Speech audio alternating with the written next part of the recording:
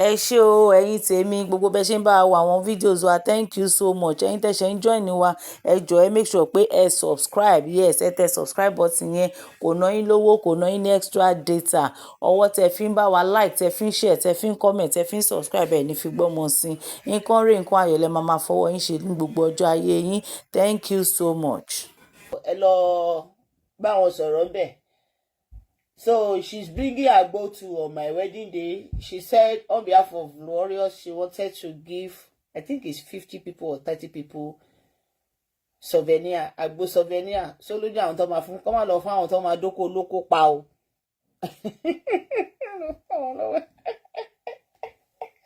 My 20 people for Ale, then Jeji for 50 people. She was on behalf of Warriors. So Oluwaseudara Alagbo will be giving 20 people for Ale, ìyẹn fáwọn ọkùnrin, for souvenir, and 50 people for Jeji. Gbogbo yẹn ló máa jẹ sugar báyìí. Gbogbo yín 50. Tẹ́ fẹ́ gba àgbo. Ẹ lọ jẹ sugar. So àgbo ti ready in August. No, she's warrior so. She's warrior so. She always support the measure. She always do video to support her. I do post her video on my page. She's warrior. Tó bá jẹ́ warriors máa fún like ko polówó níbo ẹni tí ma ti fún ọ ní ìfọ̀tí láti orí page. She's 100% warriors.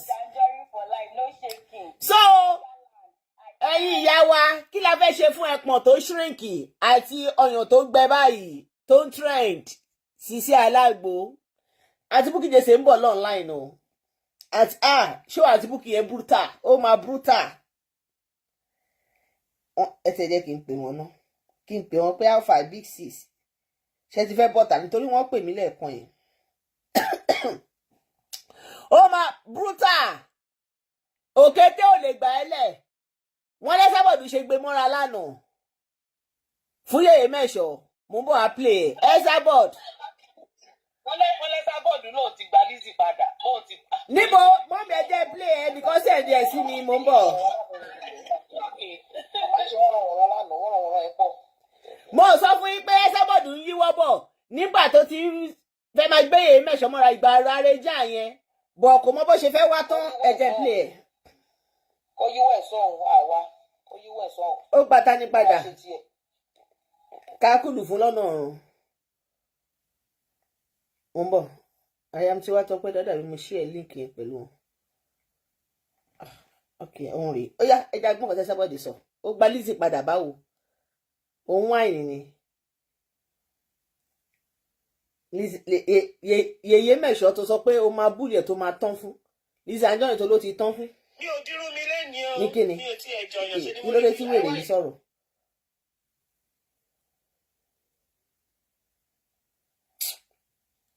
Fídíò tẹ́sí ẹ̀dì sí mi kí ló tó wá ń bá kì mí pa.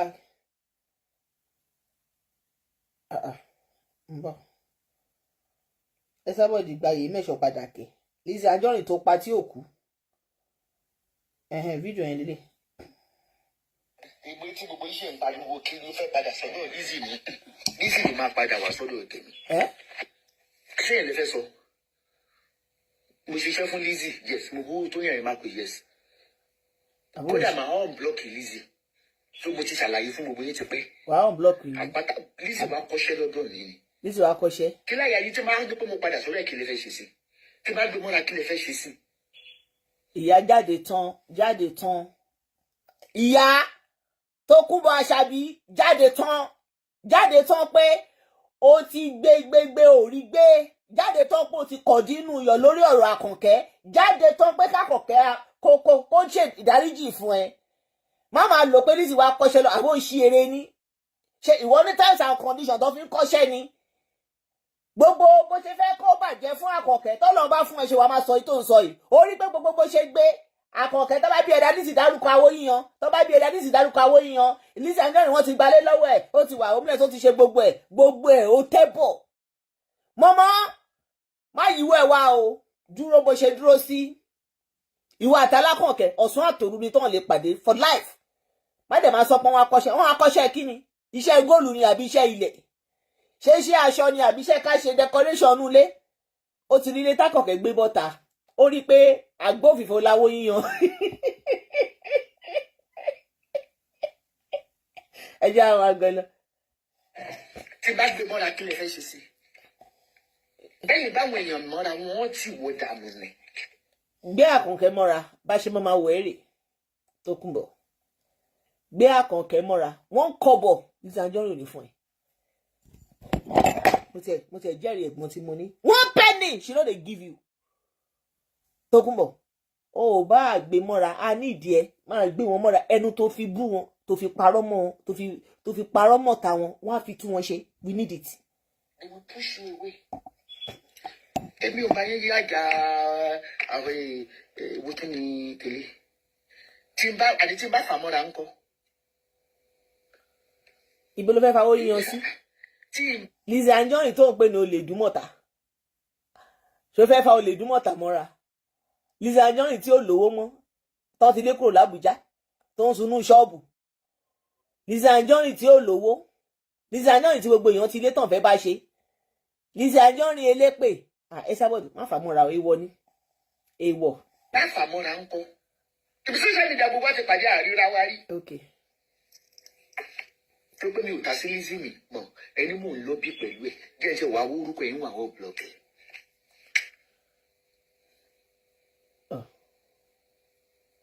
ìtò ń fàjà láàrin ìrìn àti Lizzy lọmọ onílẹ̀ mo jẹ́ tí gbọ́mọ onílẹ̀ lẹ̀.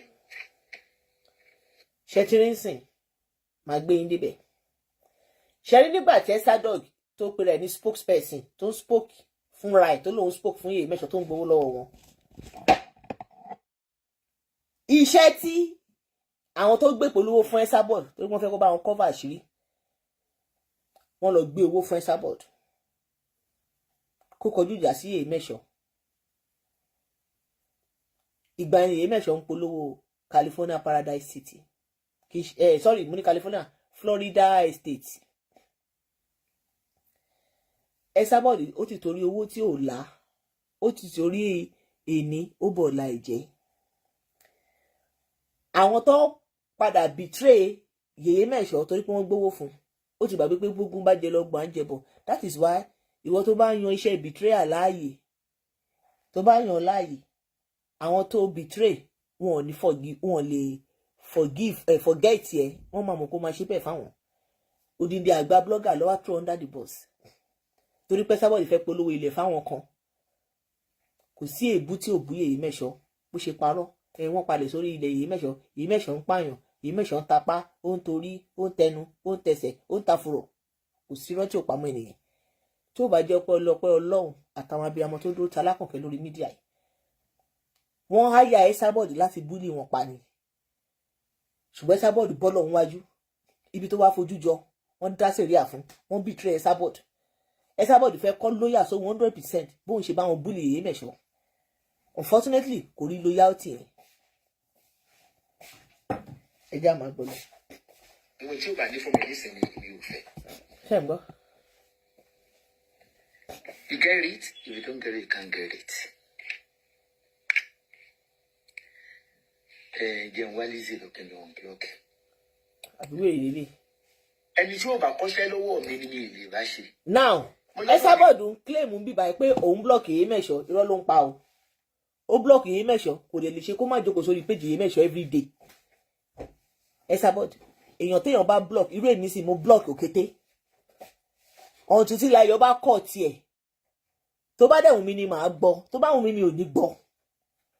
ó lè ṣe nǹkan tí Yèyé Mẹ́sàn bá ṣe lórí page wọn ó máa analyse lórí page ẹ̀ ó dẹ̀ sọ pé o block èèyàn jẹ́ wọ́n á Lizzy lọ́kì lọ́n block ẹ̀ ẹni tó block tó dẹ̀ rí lójoojúmọ́ tó kún bá bọ́ọ̀dẹ̀ rìn irọ́ pa ẹkú you always feel funky ìgbékèé feel funky. Lizzy ti kọ́ṣẹ́ ó ní dáàdì lè máa gbọ́ fún mi €500 €500 yẹn ó tún kéré torí kò dòwó yẹn padà fún yẹn nǹkan bí a ti bá wọn blọọkì ẹ̀ nísìnyí yóò dòwó padà fún yẹn nǹkan. èmi náà fún 1000 gbà tó bímọ náà. irọ́ ló ń pa o. okay I can comment anywhere àwọn kan ní mi lè bá ṣe anybody tí ò bá ti pàṣẹ mi tí ò kúrò látẹ̀dẹ́ mi ní ìlú bá ṣe lẹ́nu kan mo train wọn. ṣé ká wọn blọọkì Lizzy àbí ká má wọn blọọkì ẹ̀. ó dà wèrè ní yáyà àtàwọn tó ń tẹ̀lé e o ààrẹ ìbóye sọ̀rọ̀ ṣé ká on block Lizzy àbí ká má on block ẹ̀ àríwèrè làwọn tó ìwọ gbogbo ń ṣe wèrè àwọn tó fọ́lù ẹni wèrè. ṣàlàyé lójoojúmọ́ tó pé èmi àti Lizzy mi ò ń dá sí mọ́. Lizzy Anjorin tó gbé péjì pàṣán òfò dìde fún kó máa blog ẹ̀. Lizzy Anjorin tó gbé péjì wèrè kan tó lọ sí Lizzy Anjorin ò lè dúmọ̀tà kó máa blog ẹ̀ ló ní ṣe kẹ́hàn blog Lizzy àbí kẹ́hàn ó máa ṣòfò. tí mo fẹ́ sọ nípa Lizzy mọ́ mi ìmọ̀ kankan tí mo fẹ́ sọ nípa Lizzy mọ́ ó ń lọ bí òun gbé Lizzy mọ́ra Lizzy Àkànkẹ́ congratulations for your new building. torí yẹn gangan ló ṣe fẹ́ fa Alákànkẹ́ mọ́ra nígbà tó rí pé ó pọ̀ ẹ sádọ̀gì ti rí pé owó pọ̀ lẹ́lẹ̀ Àkànkẹ́ gan ti rí kí n má bu ẹ mọ́ ní ìfẹ́lẹ̀ mi ní bu ẹ mọ́ torí pé sádọ̀gì ṣe ń rí àwọn oore tọ́lọ̀ ń ṣe fún yèyé mẹ́sàn ló ṣẹ̀mọ̀ pé ó pọ̀ yẹn this one is not hot deal mi ò ní bu ẹ. bàtà tí máa wá Lizzy lọ máa dá kádùn owó ẹ má jẹ́ ọ̀hún lọ́kì Lizzy o máa dá kóṣò owó ẹ ní o tí máa wọnú inbox ẹ lọ ni kó bá mi wá lágbájá kó bá mi gbé kẹ́ mo ní ẹ lọ kí ni ẹ rí mi lórí péjì tó ti ń ṣe pé ṣé àmọ́ ìpé mo ti sọ fún wọn yí pé mi ò dá sí Lizzy mọ́ ni because Lizzy is a time waster ó ṣe ń rí péjì pé mo gbé Lizzy máa wá gbé mọ́ra ó jọ finish ọmọ yẹn ni gbogbo àwọn Àkànkẹ́ ẹni zẹ́ àwọn olórí gbogbo àwọn blogger Lizzy Anjorin ló ṣá sí blocking. gbogbo àwọn lẹ́yìn mi blọ́ọ̀kì kankan nù wọn. Àkànkẹ́ o mo ní o. ẹ sádọ̀gì ó blọ́ọ̀gì àwọn ó fi rí profile yẹn ó fi block wọn but ó fi fake profile ó fi follow wọn. Kùdé ni kirikiri àgbàlejò kùdé ni game changer dẹnu Lizzy Anjorin tó àdéhùn. mo ń bọ̀ ẹ jẹ́ má bẹ̀rẹ̀ ẹ lo big sis mo wá mo ṣì wá live ni bọ́ mi fi ń sí speaker mo rí pé bóyá ẹ fẹ́ bá mi sọ̀rọ̀ ṣe ti fẹ́ jáde ni. ok ìgbà yẹn máa jáde dáadáa ni ẹ rí lady yẹn ni ó ti wá fi style apologize torí pé ó rí pé everybody ti ń pàṣẹ òun gbogbo àná ó sì ń jó tó sọ pé òun tàgbó tírísàn torí pé everybody ti ń jáde fún ẹwò ó sì sọ pé òkété tó bá dúró tó wá bí amọ ni mo wà pẹ̀lú ìmọ̀ ó ti wà lọ́wọ́ yín.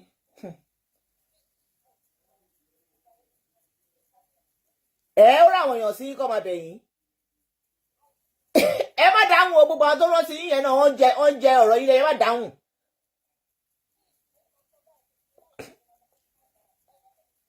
bẹ́ẹ̀ mo trust yín I trust you my big sis mi ní sista ọ̀dẹ̀ bẹ́ẹ̀ ni kí ló tó ń pè yín kí ló mú ọ tó ń pè yín àbòsí. Oh, Daddy, I trust you. Oh, yeah! BJ, ni sẹ́. You're not your day.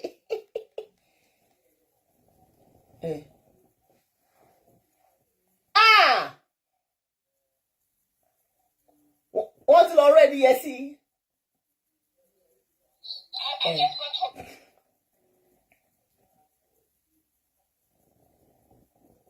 Èwo mú wọn. Tàárọ̀ àbí tọ̀sán.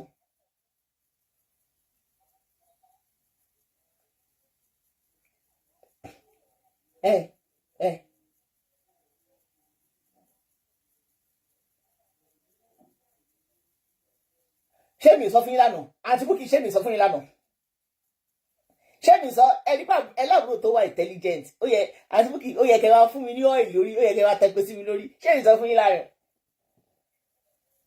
bẹ́ẹ̀ ni wà.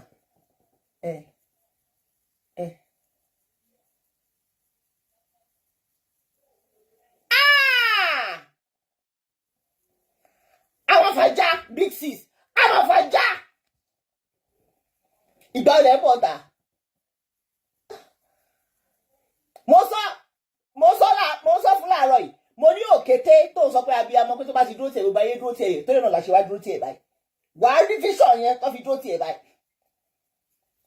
àti Bukky wọ́n ní kí bọ̀bọ́ yẹn kó lọ rìkọ́dù ìyá Ikimọ̀ yẹn ìyẹn first wife yẹn woman yẹn torí pé kò lẹ́nu kankan kò gbowó lọ́wọ́ Òkété wọ́n dẹ̀ subject woman yẹn sí bully. wọ́n gbọ́.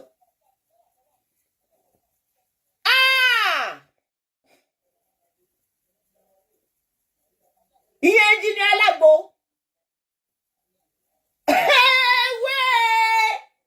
big sis gba ọ̀rẹ́ bọ̀ ta mo sọ fún àwọn èèyàn kọ́ má mi sì ṣó yìí ó máa burúkú má. ẹ má mi sì ṣó BJ gbẹ́gbẹ́dẹ́ máa gbiná gbọ́ngbọ́n ẹ̀sán kùtùpáwù ewé kẹ́lẹ́ wá wo ọmọ kìlọ̀ fún ọmọ Alágbo yìí o mo ní èyí tó bá fẹ́ ta ọjà stay away from Facebook fracas speaker ṣé mo gbọ́ Òkété ló ti lánàá torí kó máa ṣe fídíò àgbo 3 sọ̀mù wà lórí 3 sọ̀mù bàbá gbọ́ pẹ́ wá. olóṣùmọ̀ táyé wọn ti bàjẹ́ just because òun fẹ́ tajà ó wọ́dọ̀ ìbùrú láti trend. bẹ́ẹ̀ni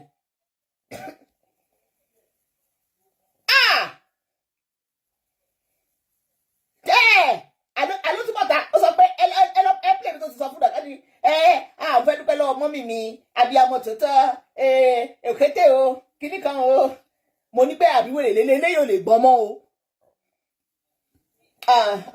àìka mo mọ̀ pé mo mọ̀ ẹ má dáhùn gbogbo àwọn tó pè yẹn ẹ wọ ẹ bá ń fa àti Bukky mi lẹ ẹ má pè wọn pa ẹjọ yìí wọn nù. so ó máa ń wo show yìí gbogbo advice àti Bukky ṣe pé ẹ ṣe show fún gbàtẹ advice ẹ ṣe pé kò fọdù ẹ ṣe wọn pé ṣe show tẹ advice ẹ nígbà yẹn tí ò dáhùn tí mo sọ fún yín pé ẹ má dá lóhùn pé ó ti wà pẹ̀lú àwọn pípù yẹn. Òkété ló kọ́kọ́ announce ẹ pé ìwòwò ẹ wà àtàpá àwọn máa dúró tì kí ni yẹn ló fún ní liver tó fi lọ ṣe fídíò pé àgbo 3 sọ̀mù wà. mo mọ̀ pé ó pọ̀ yẹn. Engineer Alágbo olóko bàbá súpé àwẹ̀ àti can't wait for you coming online. Oya big sis I love you. Yes ma'am.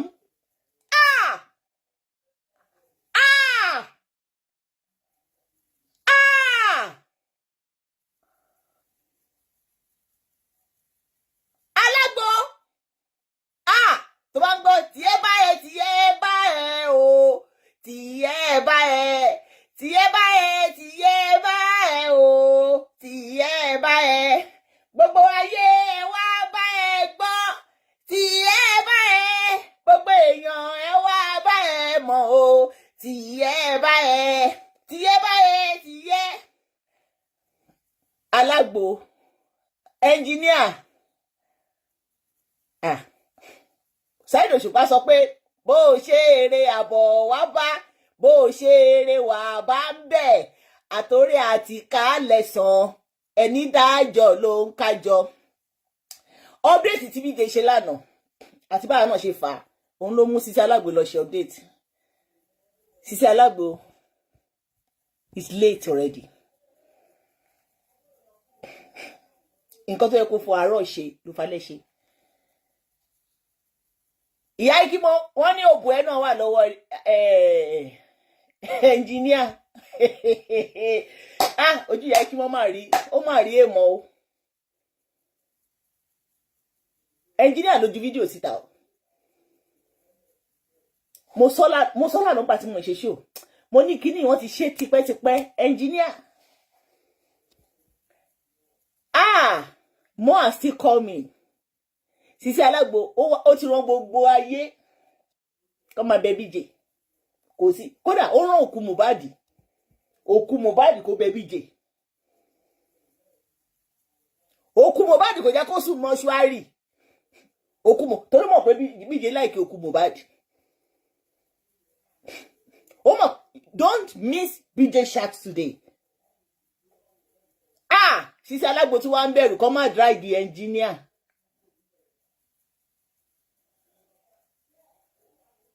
Ipe more that will destroy her will come outside.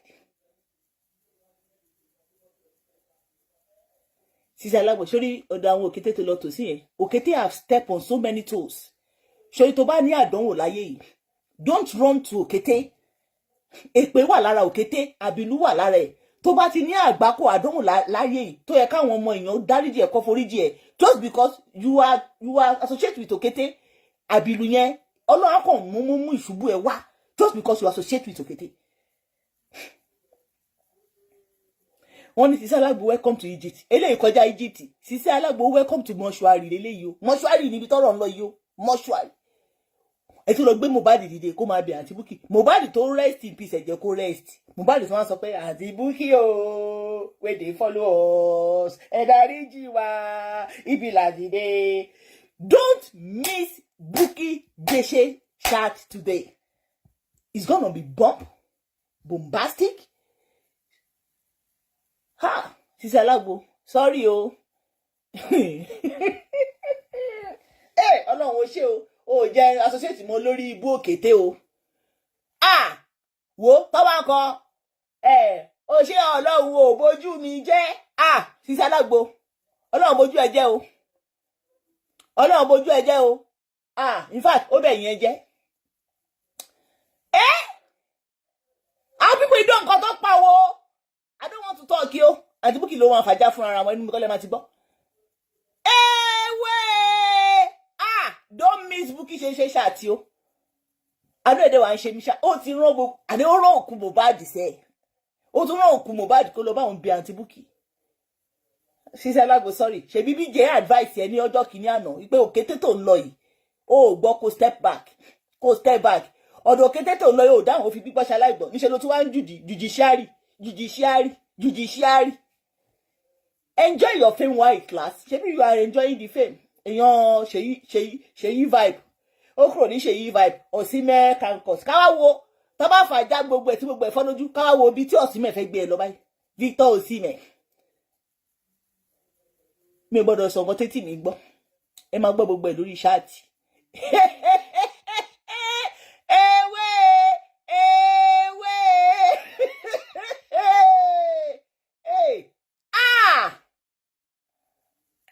Ṣẹ́rí Ìyá Alagbo yìí àti bàbá ẹnjìníà yìí wọ́n ti bà nǹkan jẹ́ gan-an. Ẹnjìníà ó ní nǹkan tó máa destroy. No wonder tí godmother yẹn sọ pé tóun bá tú àṣírí ẹ̀ kò sẹ́ni tó máa kí mọ́. Ìwọ ló tó àbọ̀tà lánàá tóun sọ pé àgbo tírísọ̀m. Tóun ní àgbo tírísọ̀m. Ó dẹ̀ mọ̀ pé ó ní àwọn nǹkan tó máa destroy ẹ̀ ó tún ṣagídí. Ó ń tẹ̀lé ọ̀rọ̀ òkété. Ajẹgbódo ní ìwọ náà fúnra rẹ̀ orí òsùn wọn. Sórí Grace lórí tó fi wọn kọ́kọ́ ló ń tàgbò tó fi trendy. Grace lórí táwọn èèyàn fi trendy ẹ̀. Ó dẹ̀ fọwọ́ ara ìṣera ẹ̀. Abẹ́ sọ mo advice ẹ títí stay on your lane, stay neutral. Don't associate with fracas speaker. Obi tó tiẹ̀ dé. Ṣọ́rọ̀ ọ̀rọ̀ tó dùgbẹ̀dùgbẹ̀ tí Bukky Jesse fẹ́ wá bọ́ǹpù yìí. Dùgbẹ̀dùgbẹ̀ tí godmother ẹ̀ ṣì ń cover ẹnu tí ò sọ yìí. Dùgbẹ̀dùgbẹ̀ tí Bukky Jesse fẹ́ bọ́ǹpù yìí. Mi ò tí ì bàbá ńlá kú bá bẹ́ẹ̀ tó máa di àǹtí Bukky Jesse mu.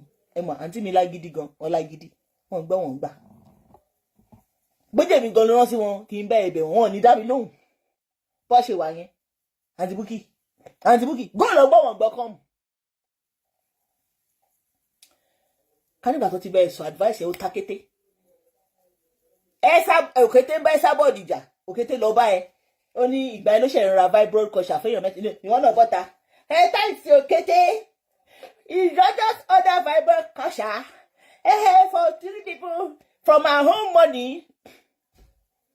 Tí ẹ tapo. Engineer, máa bá ṣẹ́ rẹ̀ jọ. Engineer ẹlẹ́pọ̀n dry. Máa bá ṣẹ́ rẹ̀ lọ. Iṣẹ́ rẹ̀ dùn mọ́ wa yéye. Engineer ẹlẹ́pọ̀n dry. Máa bá ṣẹ́ rẹ̀ lọ. Máa bá ṣẹ́ rẹ̀ lọ. Engineer. Nǹkan ti ṣe ọmọbìnrin Sisi Alagbo yìí o. Kí yẹ́ ẹ tètè mú so.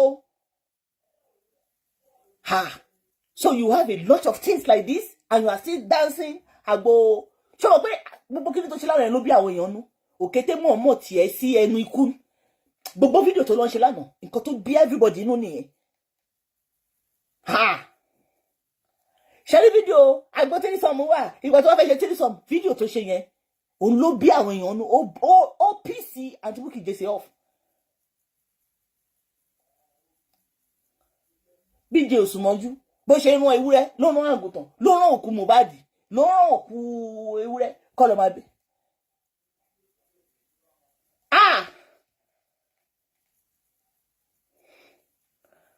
mọ́mì Oríṣọlá nǹkan tó wà lọ́wọ́ BJ ẹ má wait láti ẹ má mi sí òye o. aago méjì ni máa bẹ̀rẹ̀ tẹ̀ aago mélòó ni BJ fẹ́ jáde. mọ́mì ṣe rí everybody tó bá ṣe show lọ́wọ́ lọ́sàn-án ẹ̀kọ́ máa jáde BJ ò ní jẹ́ kó rí crowd nǹkan tó wà lọ́wọ́ BJ ní agbára ẹ̀yin blogger cut and sew tẹ bá lọ cut show BJ flag fún copyright o bẹ́ẹ̀ cloth ẹ̀ ti ní ta nìyẹn. Hey! Mọ́mì.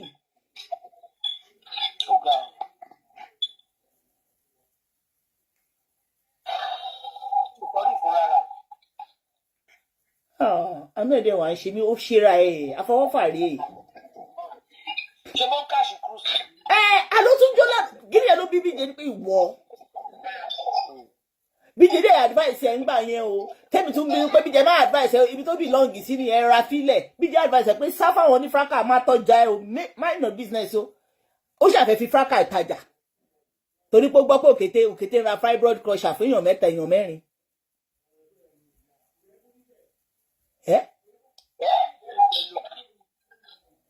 Go welcome to Egypt. Mọ́mì eléyìí ju Egypt lọ o.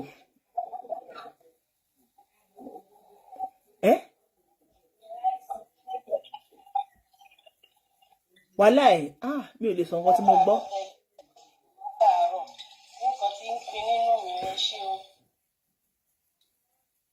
Mọ́mì. Sorry. Good morning, my sister. How are you? More is coming o. A lot of secrets o BJ máa tú o. Sí mama, a ti wà ní on a straight line látàárọ̀. Ẹ má bínú. Ẹ má bínú. Ilé ìgbẹ́nu tán o. Ọlọ́run eré wọ́n ṣe lè mí ṣe àánú ẹ̀dẹ̀ wàá ṣe mí ṣá. Orí ọlọ́lẹ̀ ò pé ní tójú wá lójú rí. Ohun tójú wá lójú rí. Ta ló ń sọ̀rọ̀? Everything. Okay, everything ló ń sọ̀rọ̀ okay. Everything ẹ ọ̀ mute. Elizabeth ẹ mo fẹ́ mute. Everything ẹ ọ̀ mute. Ohun tójú wá lójú rí Ọlọ́run mú. Ọlọ́run ló mú. Èmi kò sì wá mo ti rìn kiri látàárọ̀ láti rí fídíò yẹn. Mi ì tí ì rí.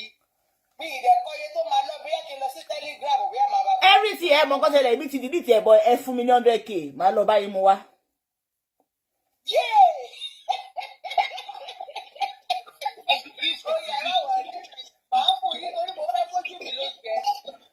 Màá lọ mo ti delete ẹ o bọ̀ ẹ fún mi ní 100k màá fi ní líǹkì ibi tó wà.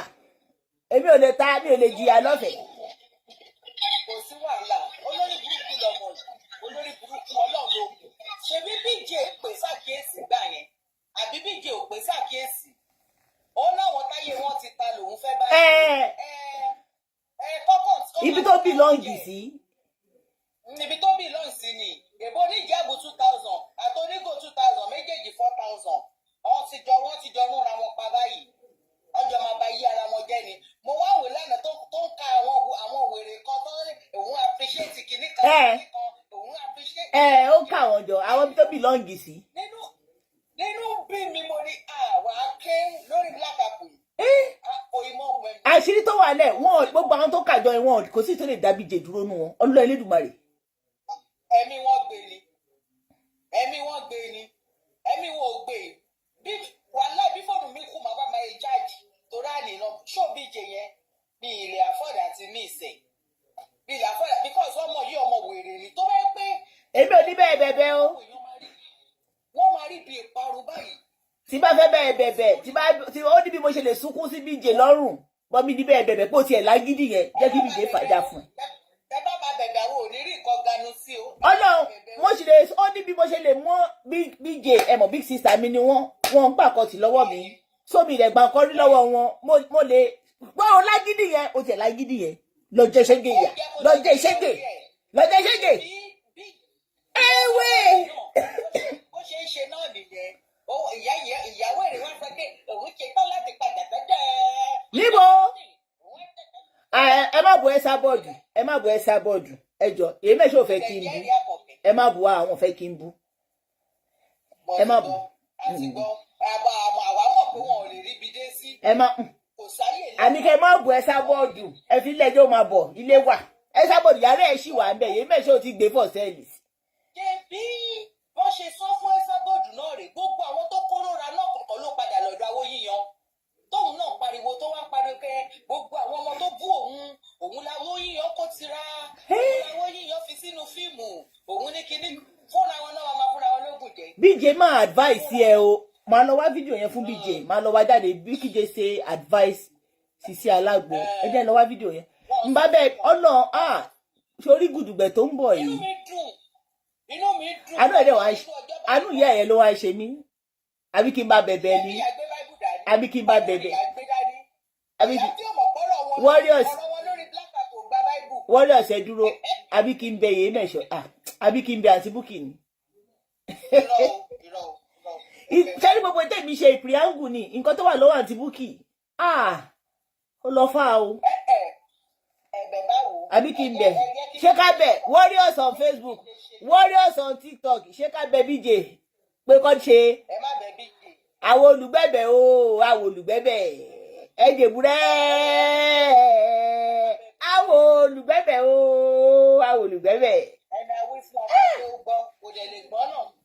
Kò lè gbọ́.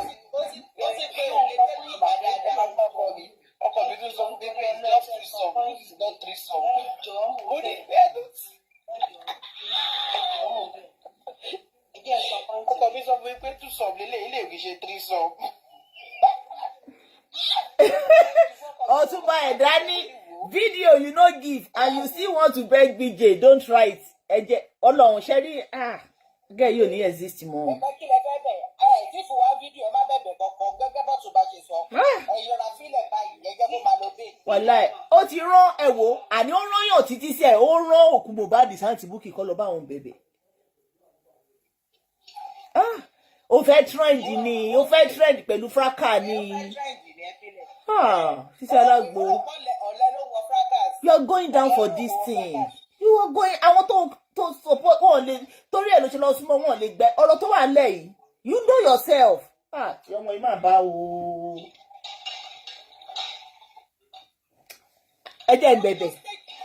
Ẹ jẹ́ ń bẹ̀bẹ̀. Ẹ jẹ́ ń bá bẹ̀. Warriors.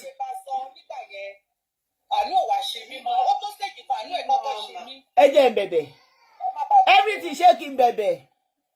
Ẹ má bẹ̀bẹ̀. Ó yá Wùkásá ṣé kí n bẹ̀bẹ̀. Ẹ má bẹ̀bẹ̀. Tí màmá yín ò tí ì ṣọ̀rẹ́ ẹ̀bẹ̀. Ẹ dúró Wùkásá yẹn máa sọ̀rọ̀. I am Tiwatope, make I beg for am. I am Tiwatope. Tí màmá. Ṣé ká bẹ̀bẹ̀? Ṣé rí nǹkan tó wà lẹ́yìn? Ẹ kàn sọ̀rọ̀ yes or no. Ẹ ní sùúrù. Ẹ má bẹ̀bẹ̀. Tí màmá. Ẹ má bẹ̀bẹ̀ ẹni torí wọn ò lè mọ̀ fún yín. Ẹ má bá ẹni wọ̀n bẹ̀bẹ̀ ẹni. Ẹ má bẹ̀bẹ̀ ẹni kankan.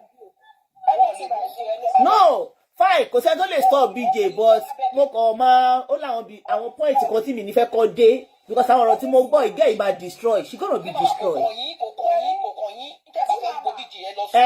Ẹ má bẹ̀bẹ̀. Ẹ ní bẹ̀bẹ̀ rárá. Ẹ ní sùúrù ẹ̀jẹ̀ má bínú. Ó mà ṣe o. Ṣé ní sí màmá? Ṣé ní kéèsì lédì yìí?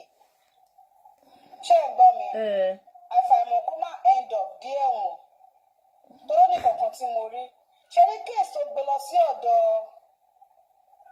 Àgídìgbò nìbàdàn yẹn bí máì tó máa ń gbẹ́nu sí nínú wọ́dìs tí aborímábò wá sọ ó ní wọ́n kọ́ kéèsì yẹn pé wọn ò fẹ́ ṣe ẹjọ́ mọ́ ọ̀rọ̀ gbọ́ fídíò yìí dáadáa. Ṣé ní kéèsì lédì yìí if she is not careful because I saw one thing lẹ́yìn yẹn máa end up máa lọ sí ẹ̀wọ̀n. Gbogbo wa dẹ̀ la bímọ, gbogbo wa la fẹ́ jèrè ọmọ. Even though if BJ wants to do that show, I am begging her not to split some parts. Wọ́n máa split o. Kẹ́rí bí mo ṣe jókòó yìí, mo ń wo gbogbo ọ̀nà tí mo lè fi mo lè fi húkù bíjẹ àti chances comedy yìí kò ní lo ẹ̀wọ̀n ó wà very slim. It is beyond. àwọn ará Facebook ní irú ẹ̀bẹ̀ wò. Tọ́lá ìlú bí wọ́n ṣe orchestrate gbogbo kínní yìí, this lady will end up in prison. There is no how. apá mi jábọ́ ṣá àánú ẹ̀ dẹ̀ ṣe mí mi nínú tó burú mi ìdájú mi ìṣòkété bẹ́ẹ̀ yìí yá ajá tó máa sọnù ní ẹ o. Ó ti ṣe pé kéèyàn bá wí but at this point mò ń feel fún because ó máa lo ẹ̀wọ̀n and she is going down. ṣé rí tó bá lo ẹ̀wọ̀n silently ó sì dá èwo ní kéèyàn ṣẹ̀sìn kó tún lọ sẹ́wọ̀n ọ̀rọ̀ ẹ̀wọ̀n ẹ̀ tí gẹ̀ẹ́tì ẹ̀ ní.